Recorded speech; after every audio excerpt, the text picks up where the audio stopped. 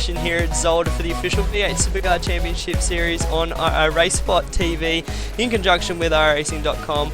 It's going to be an interesting race here, a lot of strategy to play out here at Zolder. It could be a fuel saving race. Some people may come in the pit, but that'll also play out here for 40 laps around this amazing circuit. I am Jake Blackwell. Joining me in the commentary booth tonight, Sean Evans. Sean, welcome to the broadcast. Hey Jake, how are you? Welcome to the broadcast run. Thank you for having me. Looks like it's going to be a decent race with the track being 32 degrees. Yeah, like you said, maybe pit, maybe fuel saver. We'll see how they play out tonight. Yeah, that's right, and we were discussing early on before the broadcast with a couple of drivers that if it was a cold track, we may see a lot of people just stay out because that may be the fastest way around here, but 32 degrees is sort of that mid-range where you could maybe come in and do the stop, but I still don't think it'll make it through. So we are in qualifying at the moment here, 21 cars in this top split, so it's a strong field tonight, and we'll see how they all go, Sean, on this first lap. You want to be up front, especially in a fuel saver race. You want to be controlling the field instead of trying to catch someone later on. Oh, definitely, Jake. I think if you don't try and get a decent back, like banker in this lap, you might be able to keep the life in the tyres for a second fly, or you could be smart, get the tyres up to temp on your out lap and go all balls to the wall for the next lap. So I think, like you said, Jake, when it comes to the race, I'm looking at that track temp and thinking maybe this might pit for tyres, because a fuel saver in a 32 degree track, you know, we've both tried to do it ourselves when we've been racing and it's harder than it looks. So yeah, I think once qualifying's done and if you're up the front, you've got a good chance at winning this. Yeah, that's right, especially being up the front. You will definitely have a good shot, and it's a hard track. You can save a lot of fuel around here, but it's still hard overall to get the fuel saving done. And just on board now with Bo Cattell, had an amazing race last week with Michael Cracknell at Watkins Glen. It's good to see him back here for Boost Juice for SSR Racing at the moment, so he's doing a good job. He's sideways coming through turn number 7 there. He's managed to get it stopped for turn 8. I think this is his qualifying lap, so it's going to be the first lap that he's going to put down. He'll be towards the front, and Glenn Postlethwaite's actually put in a lap time now, 27.3 provisional pole, but we'll stay with Bo Cattell. We'll see what he can do. He's coming through this final section of the track, running the alternate course today here at Zolder. He's going to come along the front straight now with a 26.4, and that will put him provisional front row by 0.4 of a second. So that's a great job there from Bo Cattell as more times start to roll in now. And we're seeing a good little spread there, 0.4 back to his SSR teammate of David A. Moore there for the 26.8. So that's a bit of a gap there. And then also another bit of a gap down to Glenn Postlethwaite in third with the 27.3. But more times will start to roll in as Luke Harvey goes third. Yeah, I think Ian Ford there being the favourite for this week after last week's win, I dare say that he's just going to cruise around and get the killer lap time and go try and run away at the end. But the 0.4 gap there that Cattell got, I think that could be close enough to maybe get him pole, because Seac goes to original P2 and he's still 0.2 down on him. But like you said there, Jake, running the alternative track to 9, that chicane can catch a lot of guys out. You can try and turn in early and you'll catch the grass and you'll get a slowdown. So I think that will be a factor in tonight's race as well, because this track is quite technical for how spread out, but how small it is, if you get what I'm saying. So I don't know, I think we'll be looking at a lot of guys dropping times in a minute, so we'll see how this quality session plays out, and I think the race will be more interesting than we might be bargaining for. Yeah, this track can provide a lot of close racing. It has in the past. We've seen last season here with the fuel-saving race that we had, it was always going down to the last lap between, I think it was Jared Fuelcell, Josh Rogers, Ethan Grigault, who we don't see, and Ian Ford. So that was an awesome battle we had last season here. And Mitchell Seac doing that 26.6. I don't think it was a comfortable lap from Seac. I was having a look after looking at Cattell's, and he had little mistakes here and there, pardon me. So we'll see what he can do on his second lap. I don't think it'll be good enough, but I think also Ian Ford is on a lap, which he is. He's coming through the final section now, so we'll see how good Bo Cattell's lap time is, which it seems to be pretty safe at the moment with the 26.4. A little bit of dust there from Ian Ford on the exit. Don't know whether that hurt his... Oh, by 1/1000th of a second. That is not... And then Mitchell Seac goes and put it on the original P1.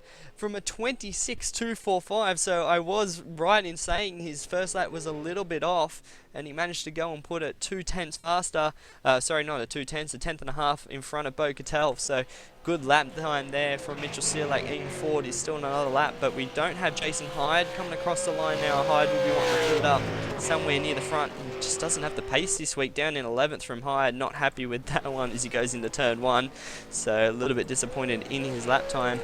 Just having a look through the field now, I think Ian Ford is one of the only guys on the lap. Blake Neck also a newcomer to this series. Haven't seen much of Blake Neck in the official Monday night series. So, is he squirrely out of turn number 8 through turn 9. I think that's going to hurt that lap there from Blake. So I don't think he will be pushing too much hard. I think Mark Fee just crossed the line as well. A couple of other cars coming across the line, changing their positions further through the field.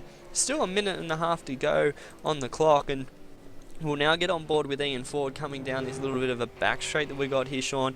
I don't know whether he's going to be able to challenge it. We know Ford's got the pace. We'll see coming through this final sector if he's going to be able to do it. He's clean through there, and Willie's hugging the left side wall, so he's trying to put a better time down, and it didn't improve. So mistake there from Ford, and hasn't got him provisional pole, but he's still got the pace to win this race. Yeah, when I was watching the beginning of his second lap there, Jakey, he got a little bit loose, got the left front locked, and it just pushed it wide.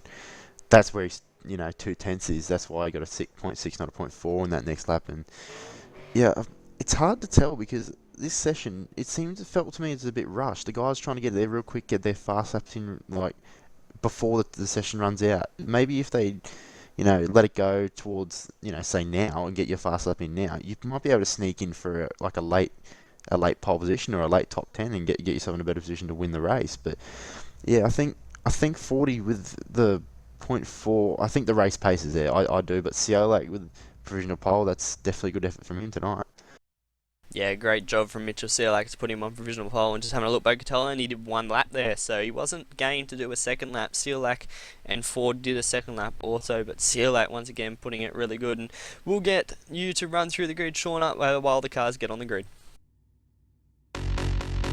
And your pole setter for tonight is Mitchell Seac in that ANZ machine. Second is Bo Cattell. Third goes to ERA's Ian Ford. Richard Ale will join him in P4. David Moore is P5. Luke Harvey P6. Glenn Postlewaite P7. Jason Quire P8. Adam Zattinger in P9. Daniel Ackland rounds out the top 10. Jason Hyde goes P11, David Baxter P12, P13 goes to Christianzo, Christiansen P14, Sharpie, Greg Sharp in P15, Mark Fee in 16th, Brenton O'Brien in 17th, 18th goes to David Miller, Sean Chappell 19th, 20th Craig Jones, and the last position on the grid is filled by Blake Neck. And that is a good looking grid there, Jake. Yeah, 21 cars here. It's a good strong field, and Brenton O'Brien not in the commentary booth tonight, out there having some fun down in P17th, which I don't think he'll be too displeased with that. Still a good effort to be in the top split from Brenton, so we'll see what he can do during the race. I know he's got really good strategy when it comes to fuel. He can save a lot of fuel, so expect him definitely not to pit no matter what the strategy is. He should be pretty good to go all the way to the finish. So as the cars start to line up here, it's going to be interesting to see who's going to get the jump and who's going to go straight into fuel safe mode. You maybe 2.7, 2.8 litres a lap will get you to the finish, which you're burning about 3 litres a lap around here. So it's only 0.2, it's 200 mils, it's not much a lap, but overall the little bit of time that you may lose there, some people try and get the fuel done early, and I just don't have a lot of the front guys as they're all just starting to come on now. So Sealac's taking his position on the front row. That little bit of waiting time that these guys are taking, just saving that little bit of extra drop of fuel as Bo Cattell comes on, as the revs will start to build any minute now.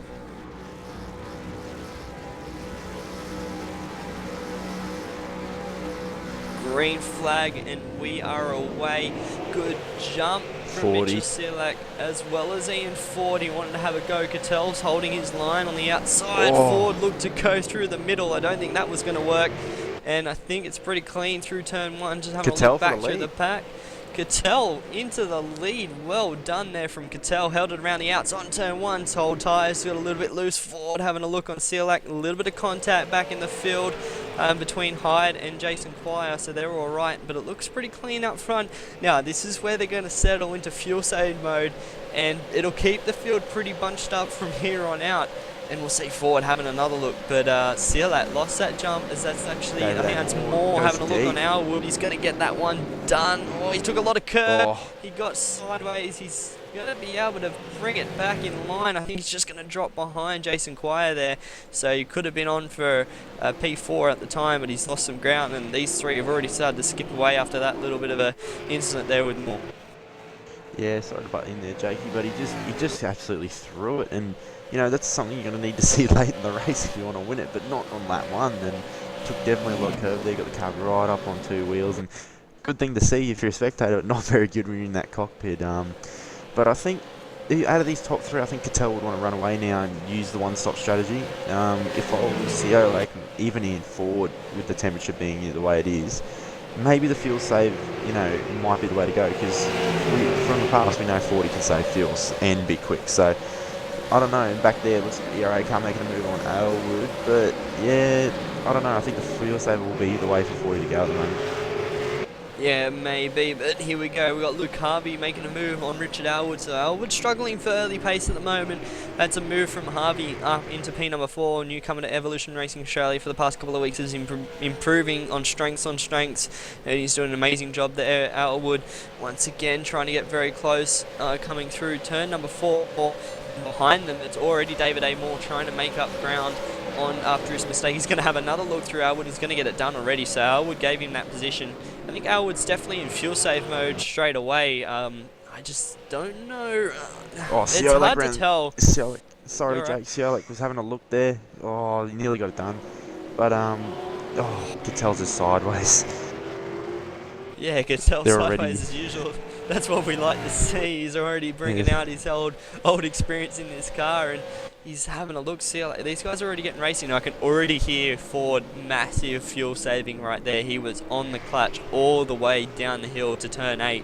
I don't think he even touched the throttle to blip downshift. He just shoved it in a gear and hoped it stuck. So Ford is in max fuel save at the moment. Looking back through the field, it looks like everyone's pretty clean at the moment. A little bit of battle going on down the back here, but it seems like everyone is just starting to form up, get in the line, and figure out what type of strategy they're going to play with here. But Seac looks like he's trying to push Cattell as hard as he can now. Maybe just fill up Cattell's mirrors, make him push that little bit harder to use a little bit more fuel than what Cattell would want.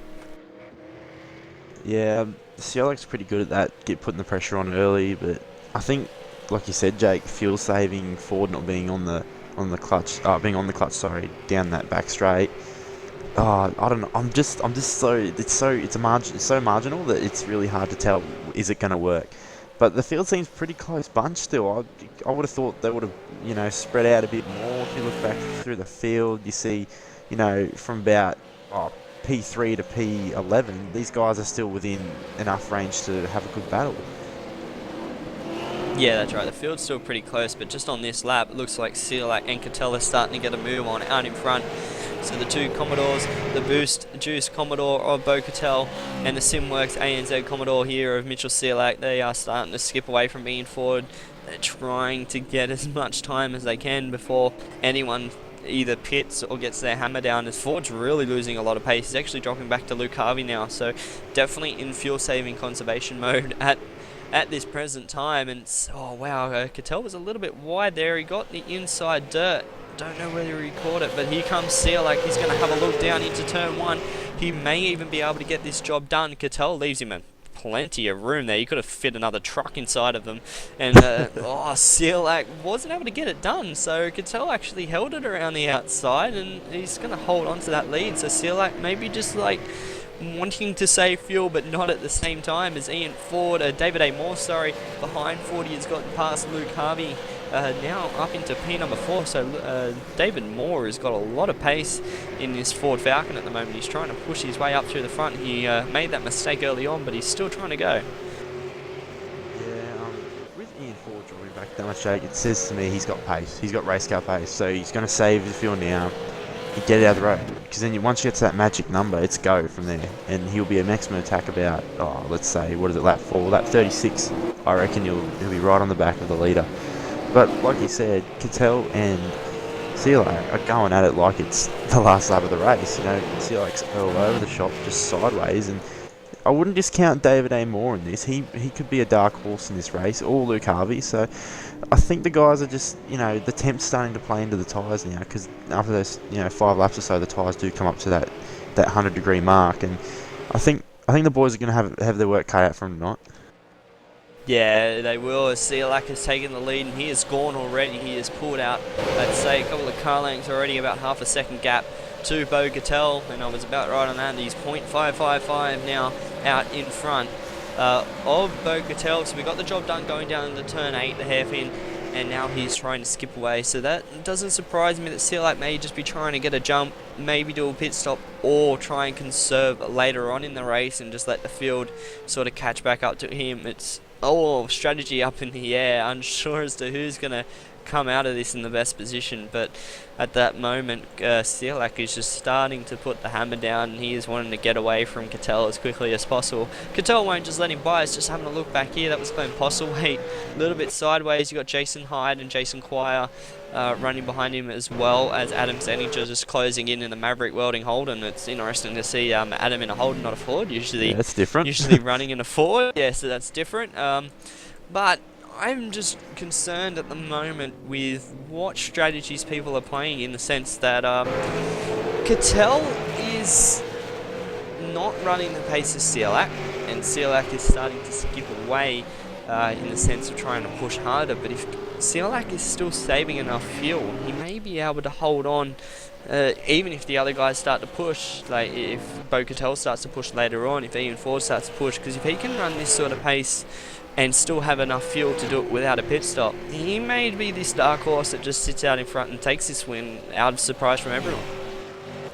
Yeah, you're right, Jake. Like, the strategy's gone up in the air at the moment, and if you look at David A. Moore, he seems to be lapping nearly, we'll see 40 leveled in there on that last lap, but before he was lapping up to like 1.5 seconds lap quicker than Ford, so maybe Ian's really saving, and I think Seac will run away with it in the first early part of the race, because, you know, Gattel, if we know Gattel, he's not going to let him have it that easy.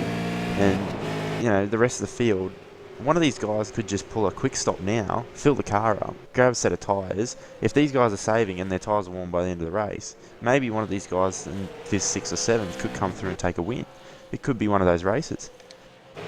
Yeah, it could be one of those races, and that's the thing that we've got to watch out on, is if someone jumps in the pits, we've got to be right on that. As we're looking right now to Alwood, has had a little bit of an issue there. He's gotten passed by Glenn Postlethwaite, so Alwood had a little bit of an issue coming through. He got passed by Glenn Postlethwaite into the first part of the chicane, had a little bit of contact with him, lost a little bit of left front damage, and now he is under a lot of pressure from Jason Quire. Quire's going to have a look down the inside. No, he's not, as I think something's happened to Hyde. Hyde was there with them, so I'm unsure as to where Jason Hyde has disappeared to. Don't know. He is completely off the track. So something's happened to Jason Hyde. Obviously, had a mechanical issue or something to get out of the way of everyone. May have been Hyde. I think it may have been. So Hyde is just having some technical issues at the moment. Yeah. But he's okay. He's back on the track. So just having a look back there. I think that's a battle.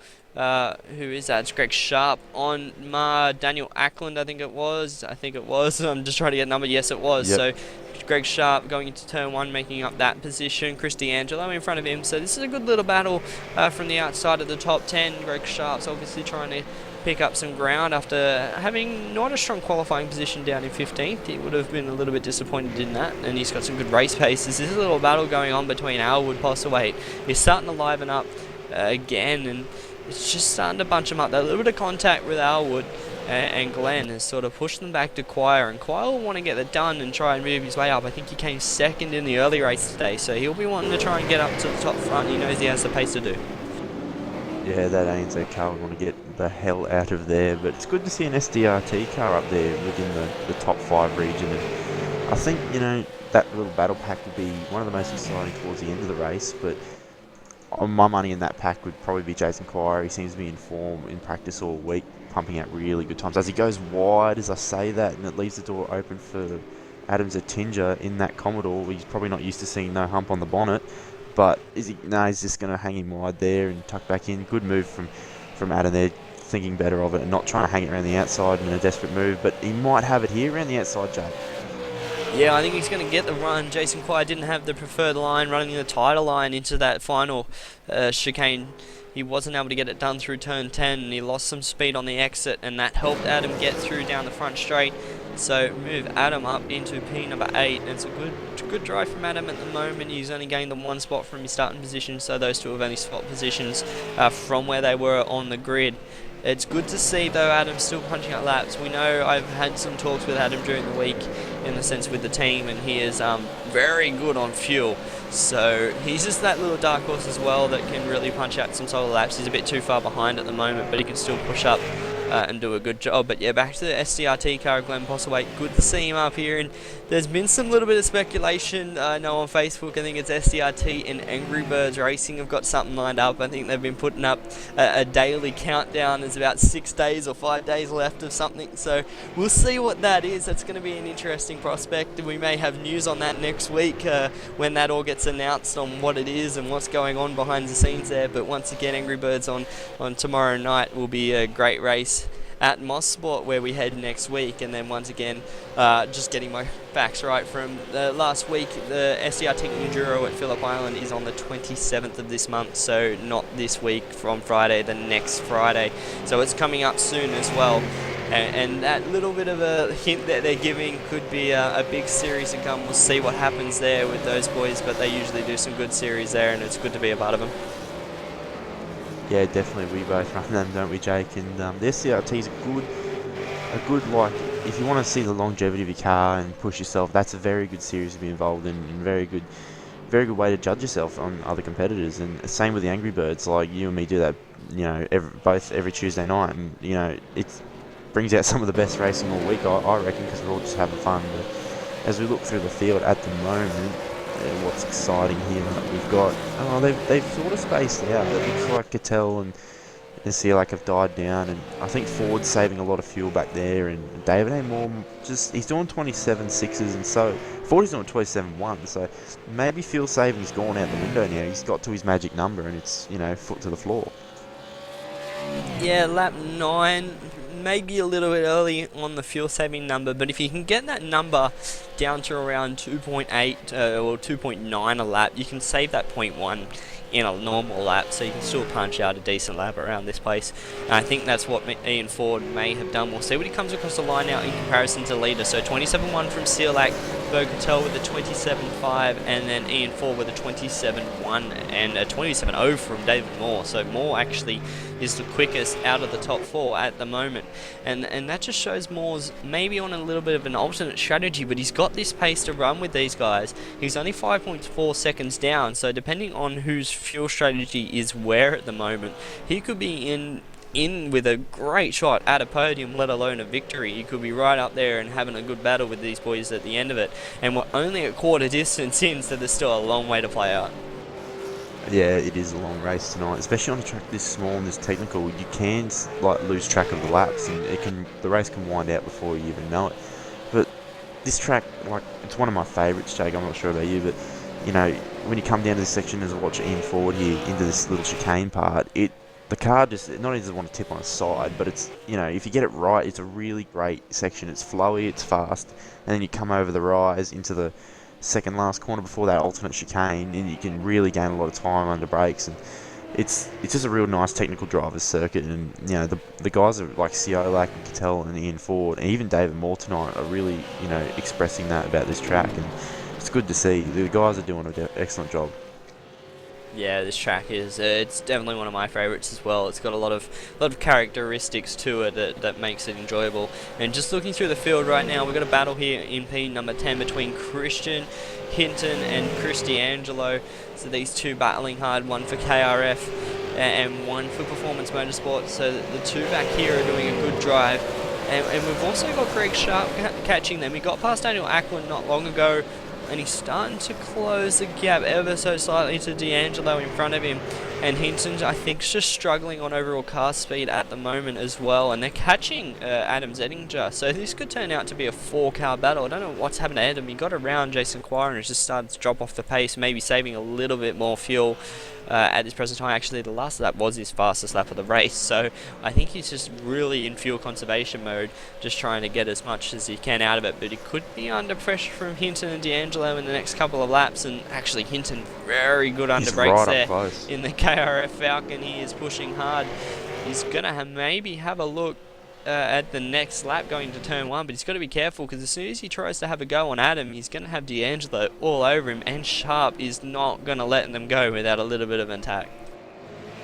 Yeah, as a good example there, Jake, that little chicane back there, you hit that curb wrong, you can not only ruin your race, but you can lose nearly 0.8 of a second to the guy in front of you, like in extreme cases. So you've got to really be careful how you place the car there. Like, Hinton didn't get as good of a run as D'Angelo out there, but as Zettinger seems to be losing the rears a little bit in that Commodore, maybe he's not used to the power of a Commodore versus the Ford. Sorry to all the Ford haters, lovers out there. But yeah, I think Hinton might have a better car from mid-corner, and Zettinger just better in that top end. So I think this battle pack will probably play out towards the midway of the race, and then they'll sort themselves out. Yeah, we'll see what happens. Hinton gained a good 0.3 of a second last time on Adam Zettinger, so Christian's pushing on hard here, and D'Angelo's running about the same pace as well as Sharp. So I think the slowest car at the moment out of this pack is Zettinger in that Commodore, so I think he's just struggling at the moment with pace, but obviously he may be fuel saving. We don't know what's going on. We'd like to have everyone's fuel numbers and who's done what and what they're going to do, but we can't really do that. That's not in our broad span of all our telemetry that we could have. We don't have the yet. TV deal. We don't have it all yet. Maybe in the future iRacing will allow us to, as a spectator and that, to be able to watch every little bit of telemetry that we could in fuel numbers and laps on tyres and that, to be able to get a greater understanding, especially in the commentary booth, of who is doing what and who has more fuel and what numbers people are running in that sort of sense. But that could happen, that could come later down the track. And Seac, once again, a 27.2 out in front to a 26.7 from Bocatel. I thought a lap time just shone out to me there. That is a very quick lap time there from Bocatel. He has put the hammer down. He is only 1.7 seconds behind Seac out in front, but that lap time is pretty good as a quality lap, let alone race pace. So he is pushing down the hammer right now. Yeah, you can tell they're only 0.2 off his qualifying time, so it looks like, maybe lap 13, he's trying to... Oh, what happened, Jake? I missed something. Oh, nah, Cattell was he was sideways out of turn 4, and I didn't think he was going to hold on to it, but he just kept it at his foot into it and was able to hold on to it. And actually behind them, just coming out of the first chicane, was Ian Ford doing the same thing. So maybe these boys have found that magic lap number with the fuel numbers, and they are pushing hard, because it definitely 40. Looks like Cattell's putting his slide on it again, Fordo. So they are pushing hard now. They are on it. I think the fuel saving's been thrown out the window, and you could... Actually, if you needed tyres and you fuel saved, as I can hear 40 on the clutch there, if you fuel saved, you just come in for the tyres, and if everyone else pits, you get the undercut, and you get newer tyres if someone else fuels up. So there's another strategy to throw in the mix. I'm not sure if it's the favoured one over the fuel saving, but, I think the grip's starting to go, as the front ends are starting to get a little bit greasy, and the tyres are starting to protest, and Seac out there just trying to keep the gap stable to, Cattell, and Cattell doing a 0.2 of a second faster lap than Seac. Hard to tell, Jake. I think the field's too spaced out for us to really call anything on strategy at the moment. Yeah, I think it is a bit too spaced out, but on the pace of Cattell, he was sideways through turn 3.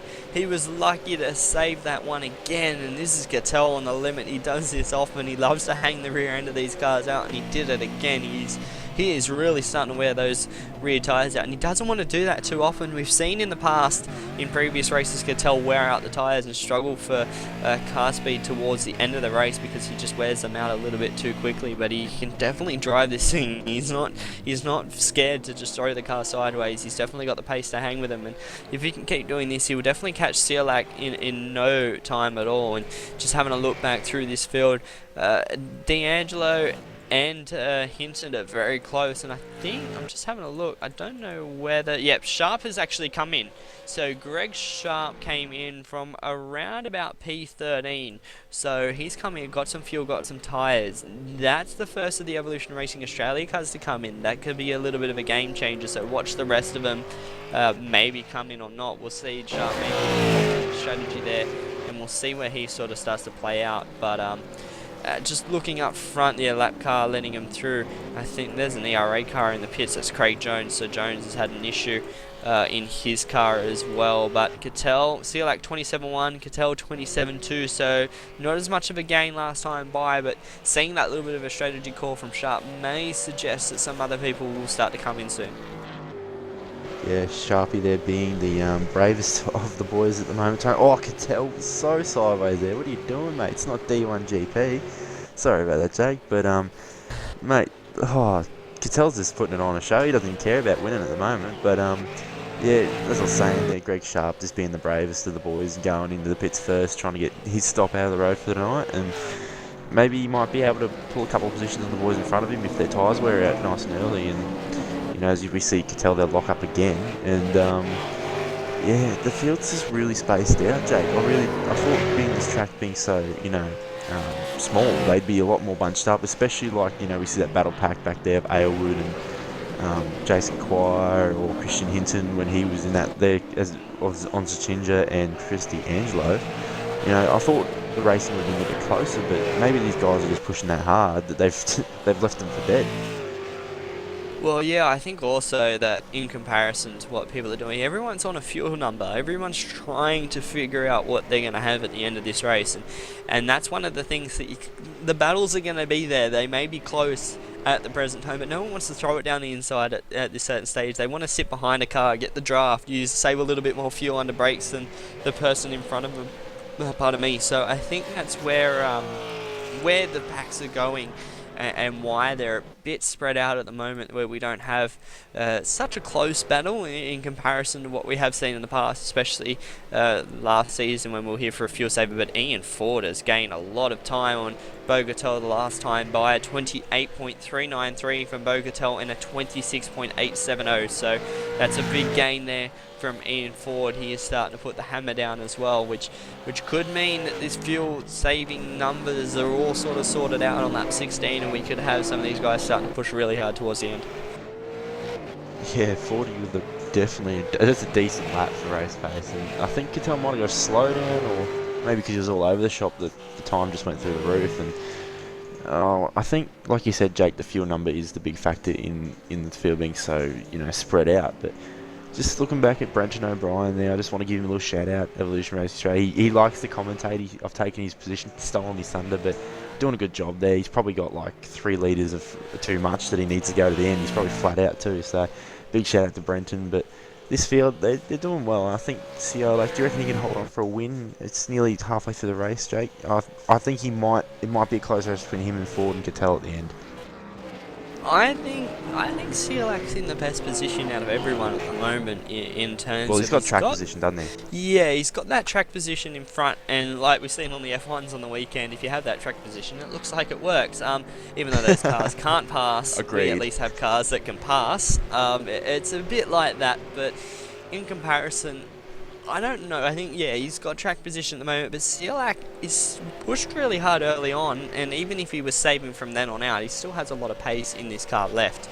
So I think he's in the better box seat of the house. And Cattell, he got back on the times last time round, so that doesn't surprise me that Cattell maybe is a bit too sideways one lap, but he's able to pull it down. But the thing that hasn't been as noticeable between these top three is consistency. We've seen Bo Cattell did a 26.7 on lap 12. We've seen Ian Ford did like a 26.8 on lap 15, then like 28.2 on lap 13. So I'm just a little bit worried about who's doing what on the strategy in that sense. I think Seac has been the most consistent, but he's still had some big spreads in lap time. Cattell's in. Cattell is in. Wow, that's a big call. That's a good move, big move there. That is, and I wasn't expecting that. I wasn't expecting that from Cattell, not gonna lie. No. Of all Especially people, I would have thought. someone else, but not Cattell. Yeah, sorry to butt in there, Jake. That was Yeah, just right. got me. I just clicked over to Cattell, and he was pulling. He went past the chicane. I was like, hang on a minute, he's going to hit the wall, but he ended up going to the bits. So that's a big call from Cattell. Maybe he was struggling a lot, and he needed to go and get a new set of tyres, get some fresh boots on that car, and that puts Ian Ford about 4 seconds behind Seac. So now Ian can see that car in plain sight. He'll be thinking, eyes forward, head down, I can catch him. Well, yeah, that's the thing, but does any of them try and cover him off and come in? Yeah, That's another exactly. thing now. Now that Cattell's sort of said, I'm biting this bullet, I am putting fuel in, they will know that Cattell can run flat out for 22 laps of this race, and he is in pretty clean air, mind you. Where he's come out, that he will be able to put the hammer down and start to go. So he's only got a little bit of time in front of him with this big battle pack that's starting to form up behind Adam Zettinger. We got Adam holding back Christian Hinton, Christy Angelo, Daniel Ackland, and David Bax, who have also joined this battle. So those 5 cars on line astern, but I don't know whether we're going to see either of these front 2 pit, and they didn't this time by, and neither did David Moore. So it's an interesting call from Cattell. It's really thrown it up. We'll see what he does. I think his first flying lap will be the lap that will tell us whether this is the right Where his pace strategy or is. not.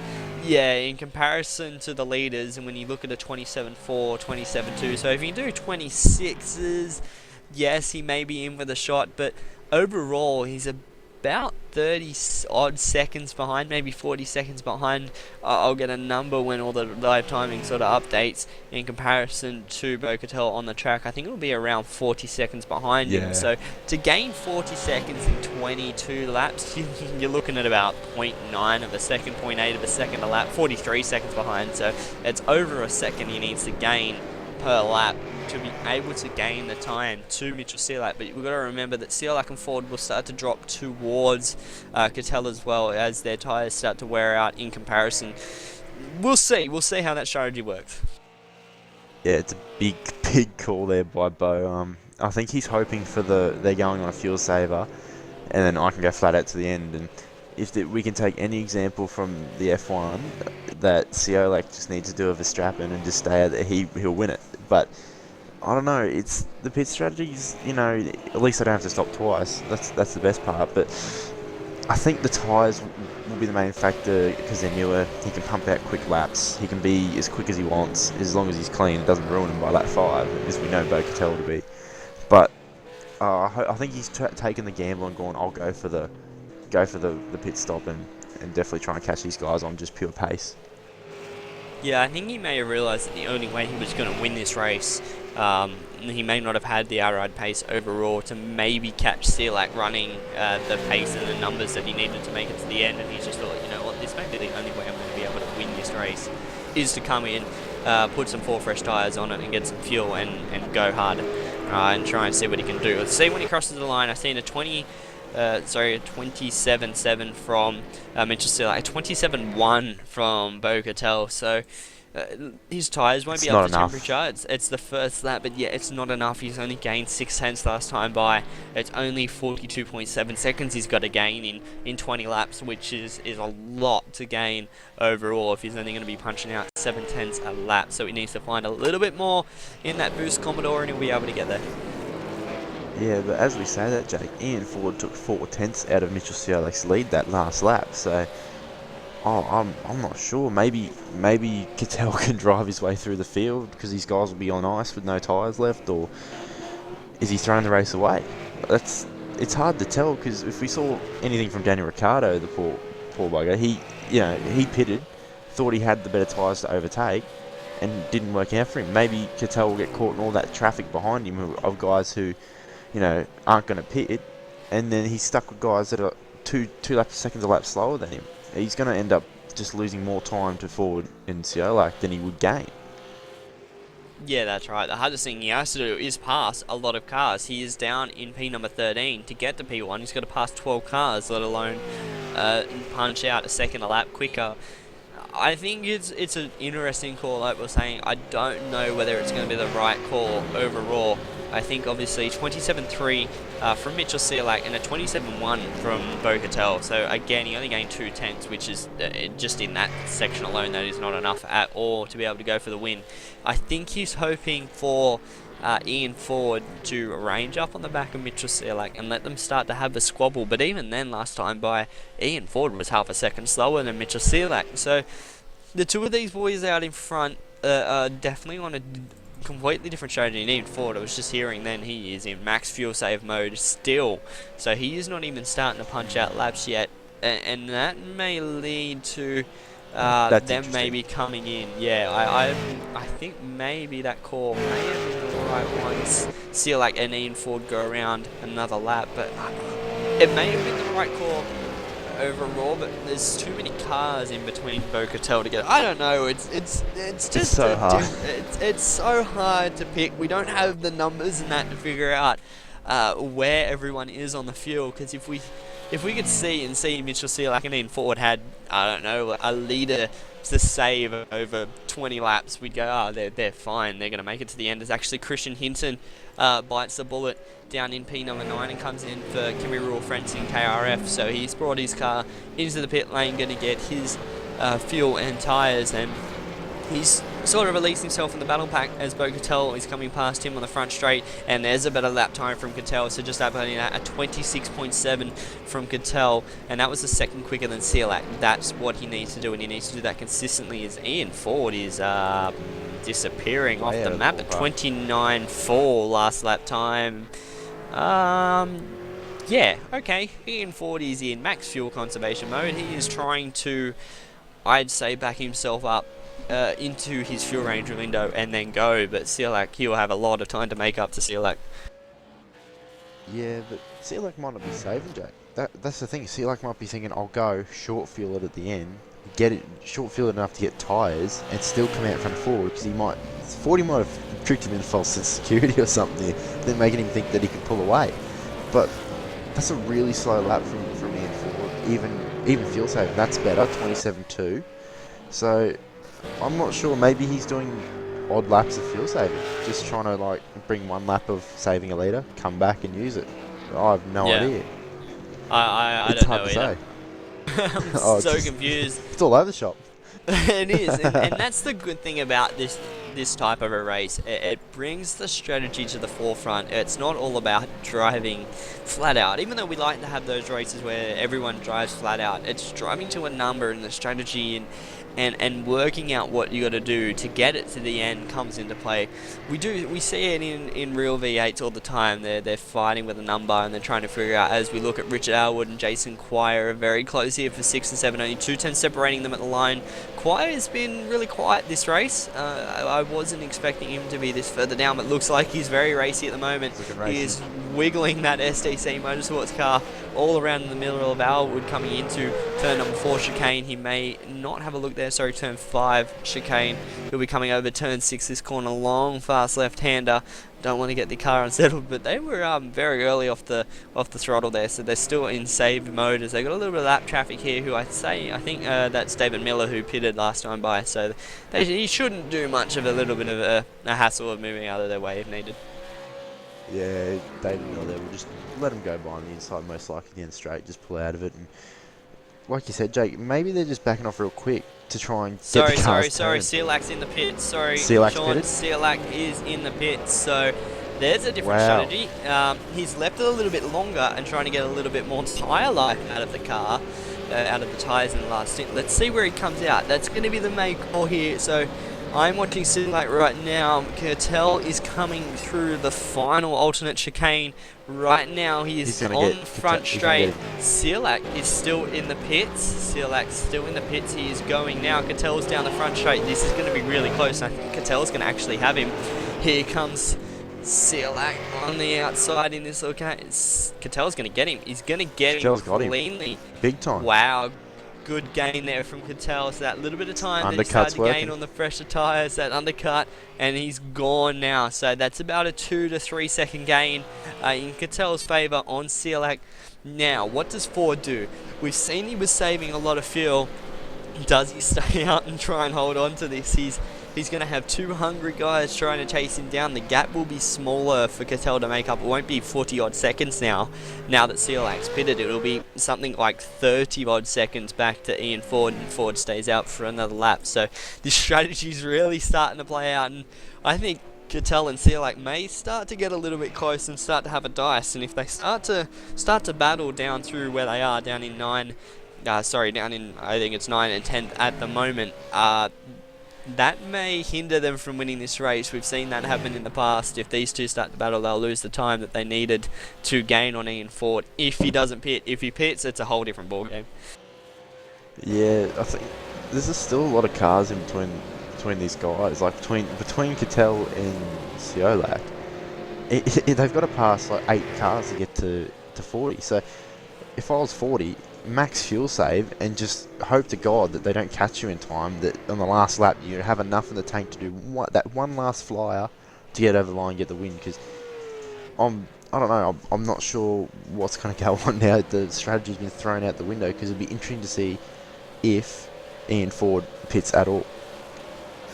Well, yeah, I'm Will not he 100% respond? Sure. Yeah, I don't think he will. I know Ian Ford, he will want to stay out there and try and save as much fuel as he can. But 30 seconds, that's a big tall order from Cattell and Seac. Yeah, to gain on the two out in front. No, I think these two will start to squabble. I think Seac will have the pace to catch Cattell with those little bit of fresher tyres, and they will squabble too much that they will lose it. I'm just having a look now. That's not a battle for position there, but Alwood and Quire are still pretty close. This battle for P number 5, as Ford stays out another lap, just to update that, so he didn't come in either, so he's staying out once again. But Alwood and Quire very close. It wouldn't surprise me if one of these boys tries to undercut the other one if they come in. And just got to remember, Richard Alwood is also from the ANZ Simworks stable in Mitchell Sealac's tent as well. So if Seac pitted, we may see, and who is that in the pit lane? That's David A. Moore is in the pits, as well as Luke Harvey. So that was 2nd and 4th coming down pit road to make their stop. This sort of starts to spread the field out. This has changed on us so quick. Yeah, it's that number of the weather. We've got to remember 32 degrees track temp is the middle, is the middle of where you wouldn't want it. If you had it at 25, 22, no-brainer would be a fuel save, don't pit, done. If it's 40 degrees, it was always going to be the faster strategy to pit, because the undercut with the fresher tyres compared to the old over the 40 laps. Yeah, it's so much faster to get that pit stop done. Once you put it at 32 degrees in the middle, where your tyres will start to wear out, and you may start to struggle towards the end of the stint. It won't be as bad as 40 degrees or 50 degrees that we've seen in the past, but it's still that little bit of a ball game of who's going to do what, and mixing it up right now is what we wanted. And to see David Moore and Luke Harvey to come in, that's a different strategy altogether. And Luke Harvey has dropped, Moore's dropped as well, and I think actually Luke Harvey gained on David Moore. He has in the pit stop. So Luke Harvey got out in front of David Moore, which is interesting. And another shout out to Glenn Postlethwaite sitting in 2nd. Could he hold on? Has he done enough fuel saving for SCRT to pick up P number 2? That's another wild card we'll throw into the mix. Could he just stay out and just be like, oh, I didn't need the pit. I don't know what everyone else was doing. I was just running the race. I had enough fuel to make it to the end. So that'll be interesting. Whether it's done. And yeah, we're just getting an update. Thank you, Mr. Hugo Luis, that it was definitely must have been a penalty that we're seeing from David Moore, which has pushed him further back. So that little bit of a penalty has cost him. So maybe a speeding penalty on entry, and he picked up a 15-second penalty. But just having a look back, there's battles now starting to form up throughout the field, especially this one. Alwood and Quire has been going on for a while. They were able to get around this lap car. We'll see what happens now, but it's all been thrown out the window. I don't know. We could see a first-time winner here tonight. We could see any one of these boys take it, and Ian Ford stays out for another lap out in front. Yeah, Ford just seems to be in fuel save mode.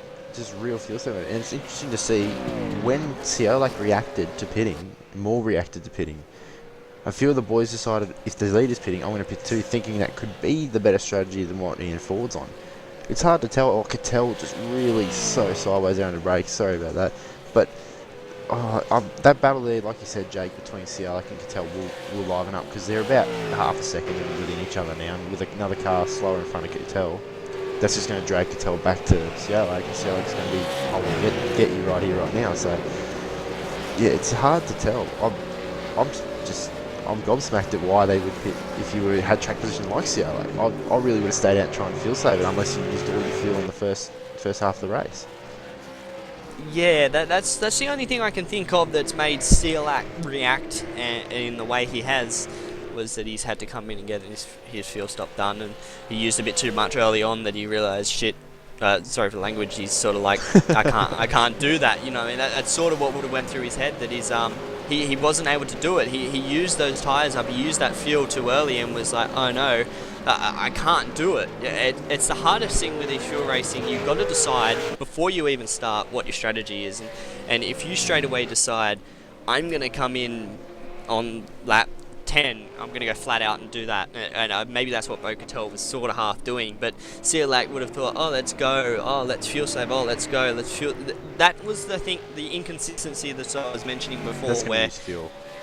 Yeah, whereas that little bit of inconsistency where you may do 3 litres a lap, and then you may use 2.6 another lap. That the little bit of gain where you are losing and saving here and there is what really changed that strategy up for those boys that have pitted. But Glenn Postlethwaite in second, Richard Aylwood holding off Jason Quire. Then we look at Adam Settinger still in P number 5, but look at behind them, Cattell and Mitchell Seac starting to close up.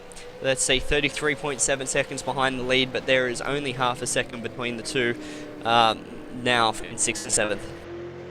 11 laps to go, Jake. I don't think they can make that gap up if they're not only going to be battling, but just the amount of cars they've got to pass to catch Ian Ford. And if Ian Ford's done his fuel saving right, it could be a good day for him. But I'd have to say that.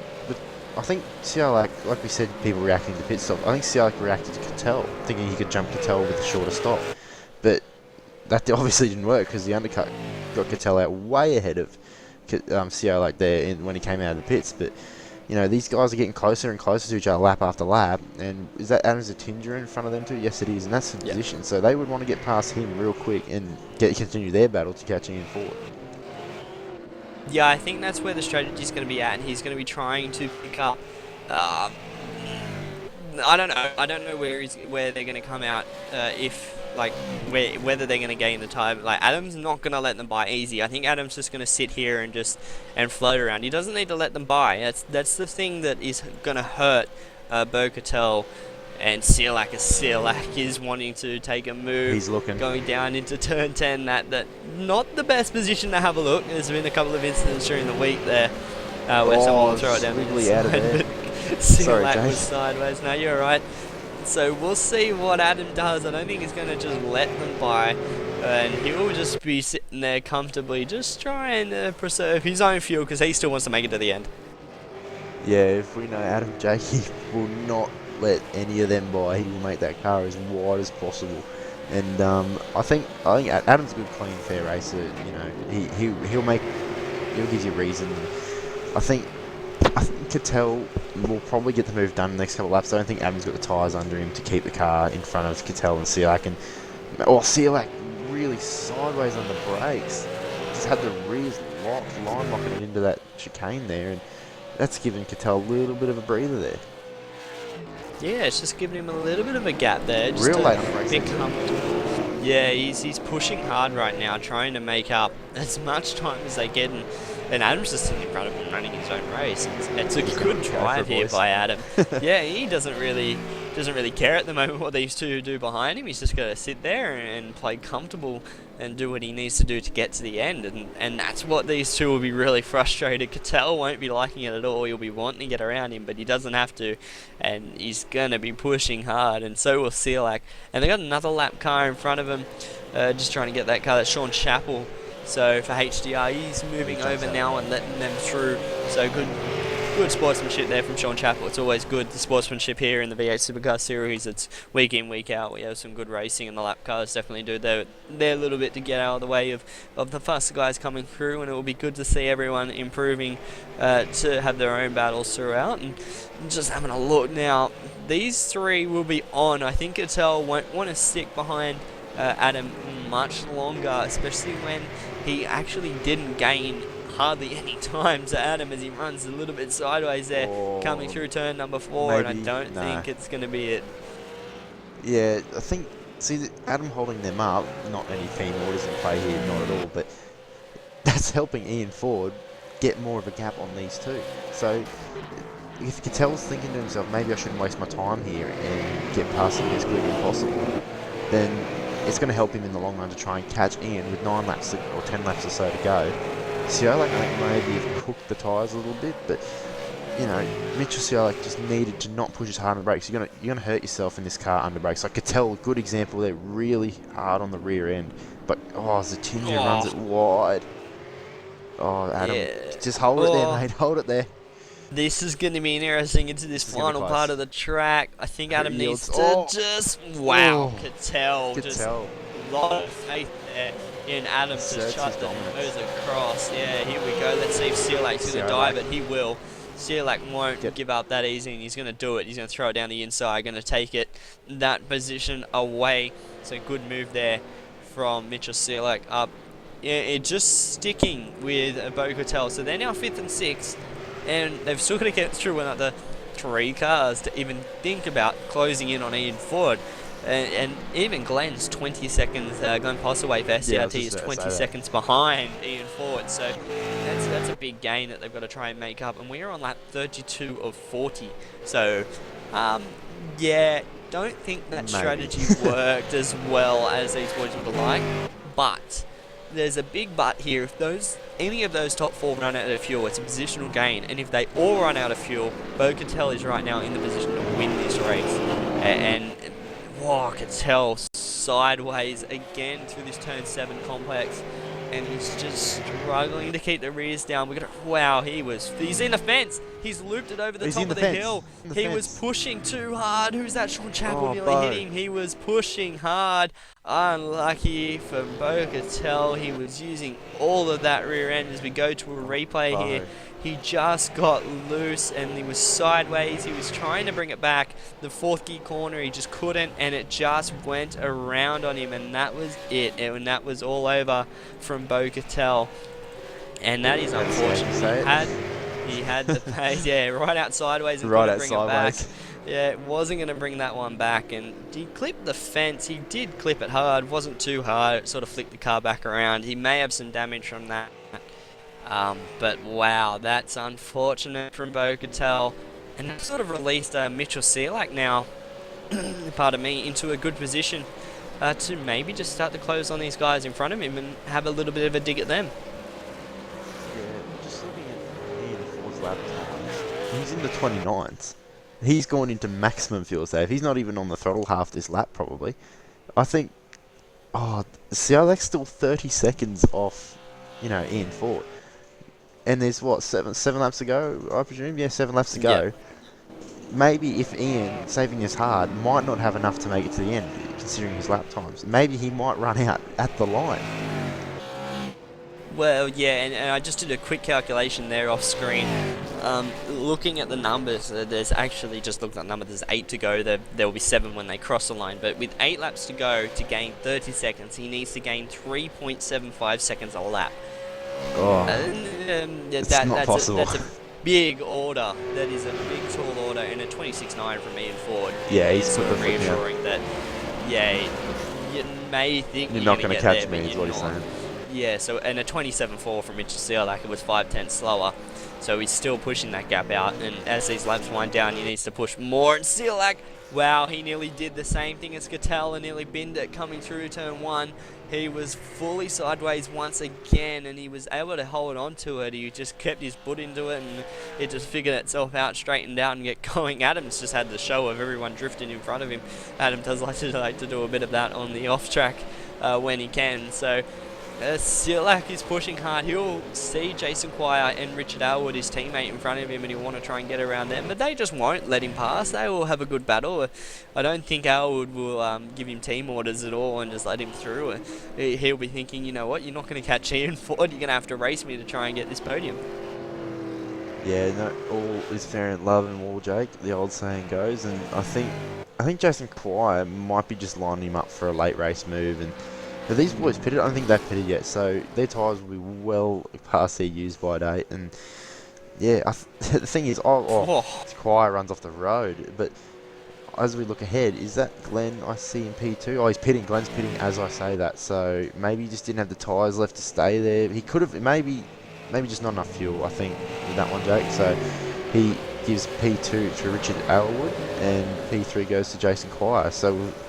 Yeah, or Quire having a look. Oh no, just filling the mirrors up there. So the guys are playing out pretty well at the moment. Yeah, it is. And that's unfortunate to see. The Glenn Postlethwaite come in the pits from SDRT. He was having a great drive there in P number 2, but he'll get some fuel. He'll have fresher tyres and everyone towards the end, and if they keep all sliding around, he may be able to pick up some positions there. He won't need much to make it to the end, if any at all. So it'll be a quick stop from him, and he'll get back out there. But yeah, Elwood and Quire at the moment haven't stopped. Their tyres are running out, as we're seeing the last time by.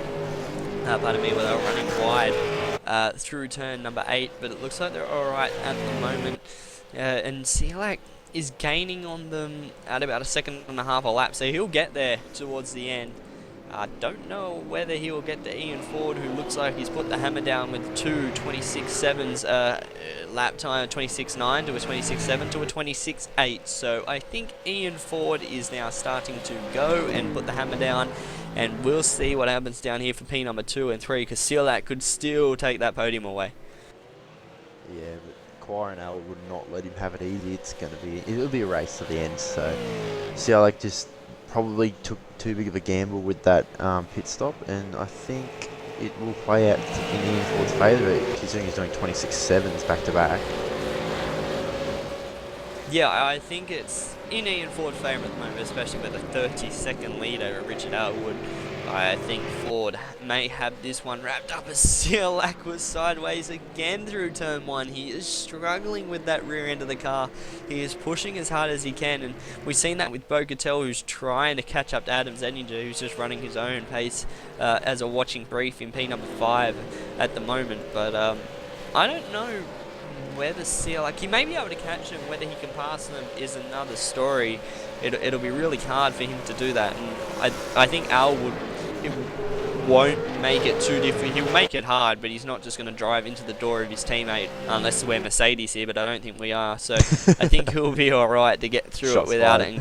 And Quire's having a look on Elwood coming into the turn 7 chicane complex, and he hasn't been able to get it done.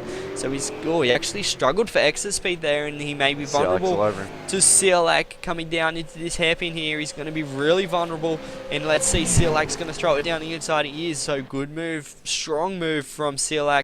He's going to get the car stopped and get it done as his teammate Elwood runs wide. So that's P3 for Mitchell Seac for ANZ. It's 2nd and 3rd at the moment for the team.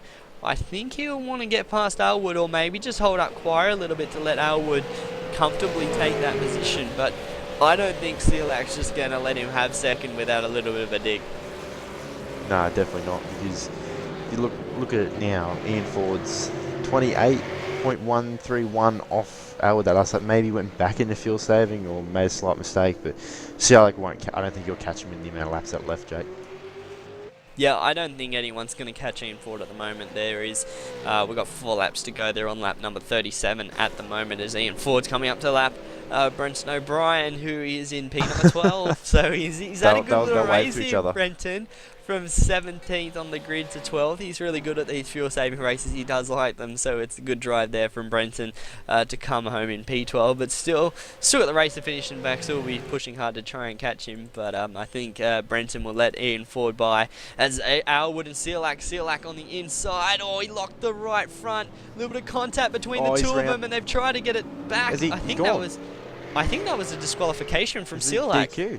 I think Seac got disqualified in off-track terms, so I think he's driven off the track Thanks, Hugo, for that little bit of a comment there. Yeah, I think he got disqualified, which is unfortunate for Mitchell Seac.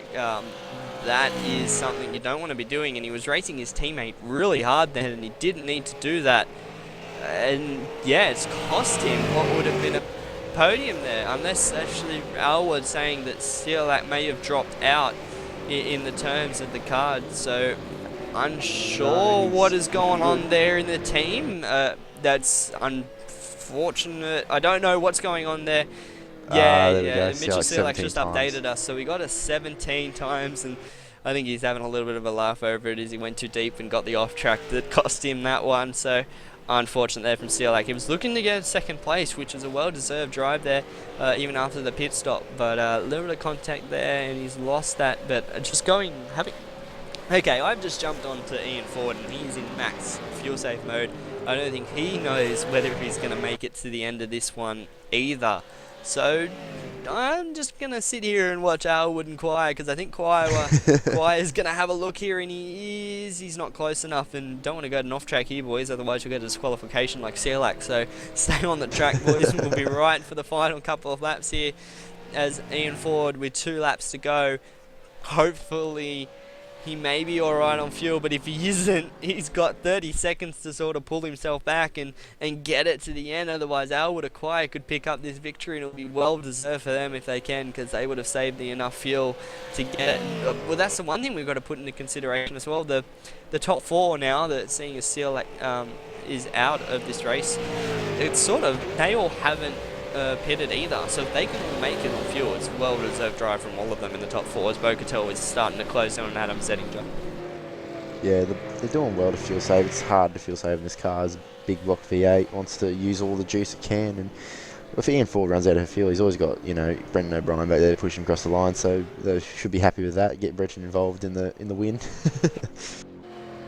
Yeah, Brendan will be making sure he has enough fuel. I think he struggled in one of the earlier races this week to actually make it. I think he had about 0.3 left as he crossed the line or something like that. Oh, that's plenty. Yeah, that's plenty of fuel. That's all you need across the line. Yeah, you need 0.1 to cross the line. So we'll see. We still have 2 laps to go. We've got to remember that 40-lap race is a long time around here. We'll be pushing an hour when Ian Ford crosses, so it's still a great drive from everyone. And next season with a little bit shorter races, we could see a lot of hard racing, and that's what we want to see in this car. Door-to-door beating on banging, it definitely will be with the sprint rounds of, I think, about 30-minute the races are going to be around. So that's going to be interesting action for next season, as Ian Ford starts his final lap, and Alwood, I thought he got a penalty there, but he hasn't, and Quire's all over the back of him, and just looking in the background, so is Gattell on Adam. Here goes Quire, and had a look, and pulled back in, so he's just sitting there as a watching brief now, but he won't want to give second up that, he won't want to just let second get away when he's right there. Yeah, I think Quire, if he's going to do it, now's the lap. He's run out of laps to do it, so I think the last corner dive might be the way to go, unless he throws it down inside here. No, not close enough, but Cattell might get Zettinger here because he's closed right up to him as well, but can't fault there Ian Ford, unfortunately. He's not unfortunately, but we're always talking about him, so, but ran out away with it. Actually kind of fell into his lap with the boys pitting in front of him, and he's fuel safe towards the end. Yeah, we'll jump on board with Ian Ford as I see Bocatel fully out sideways there through turn 4. He was able to hold on to it this time, but Quire is all over the back of Alwood, and I think we should jump to Ian Ford as he is coming through this final back straight. We'll try and pick up Alwood and Quire as quickly as possible, but Ian Ford coming through the final chicane here to win round number 9 at Zolder for the official V8 Supercar Championship Series. Great try there from Ian Ford. He's ecstatic with that one. He liked it, but here we go looking at this battle, and Quire has dropped off a lot from Alwood, so maybe a little mistake there from Quire, or he may not have enough fuel, who knows, but Alwood looks like he's going to get it done, and he will be able to, and I think Bocatel 17 times I see down there. Got a 17x as well, so instant points from Bocatel. He's not happy with that, so he's lost that position that he could have had, and Alwood's out of fuel. So Quire's going to pick up second, and Adam's going to take third, as Richard Alwood is just clutching. He's hoping he gets across the line. Wow! What has happened Okay. here at the end? Cattell's got an incident point penalty of disqualification as well as Seac, and Elwood has just crawled across the line. And here we go. We got Daniel Ackland is going to hold off Luke Harvey for 5th, with David Moore coming home in 7th. Wow, and Elwood's, I think, out of fuel. I don't think you're going to make it around turn 1 there, Elwood. I think she is done. And Postlethwaite has got a lot of damage or struggling with something here, unless he has finished the race. But yeah, so I think, yeah, Greg Sharp coming across the line in P number 8. Possibly spun it. So he's just trying to get it across the line. But wow, what a race. That little bit of a battle there ended interesting there. So we'll get you, Sean, if you're good to run through the results here from round 9. What an interesting race that was, Jake. In your race winner is ERA's Ian Ford. Jason Kwai picks up P2, Adams Achinja P3, P4 Richard Elwood, Dan Ackland P5, P6 Luke Harvey, P7 David Moore, Greg Sharp in 8th, Glenn Postlethwaite picks up a top 10 for SDRT, great result. Bo Cattell with his DQ in 10th, David Baxter 11th, 12th Brendan O'Brien, Christian Zope 13th, Blake Neck in 14th, 15th is Sean Chappell, Dave Miller 16th, and the rest should be on the screen soon. Yeah, good result from everyone there, and we'll see whether we are able to get any post-race interviews. Shortly, we'll see if anyone comes in to have a talk. But wow, what a race there, Sean, that livened up towards the end. And I think that little bit of a interesting strategy from the other boys of Bo Cattell and sorry, I just lost him because Mitchell Seac, because of his disqualification, ending up down in P18. He won't be happy with that, and I don't think Bo Cattell will be happy with P10 after what he could have had. But we have our race winner here from round 9 in post-race interviews at Zolder, Ian Ford. Well done on another win in the official V8 Supercar Championship. I think that's the 2nd on the trot. Something like that, I think it is. I can't remember now. You've been dominant of the later stages of this championship series, and that was a comfortable win, even though it still would have been difficult to get it to the end with the fuel. It was relatively easy to get it to the end there. I thought that Bo and Mitch were trying to fuel save. I thought Mitch may have been burning a bit too much fuel because he broke away there at the start. But you know, I just held on and you know, made a few mistakes early on that dropped me off the back of Bo, but after that I just slowly started clawing him back in, running, you know, precisely on the number that I could actually run. And yeah, it all worked out when everyone started pitting around me, and I was like, okay, I can just chill out and relax up here for a bit. I was deliberately just not getting any wheel spin, not trying to slide the car, not locking brakes early on. That way, you know, if new tyres did come flying up through the field, it's like I would have had something a bit more substantial to actually stand on. But I actually matched my fastest lap of the race on the second last lap, so I was having quite a fun time on the last few laps then when I actually had all the fuel saving done. Yeah, it looked like you had it done quite early when you started to punch out 36s. Sorry, not 36s, 26s. I sort of realised that you would have had that fuel done, but that alternate strategy really threw it up in the air, and it just mixed it up a little bit. But next week we head to Motorsport. I know you were talking about that not being your strongest track, so how will you look to challenge that next week?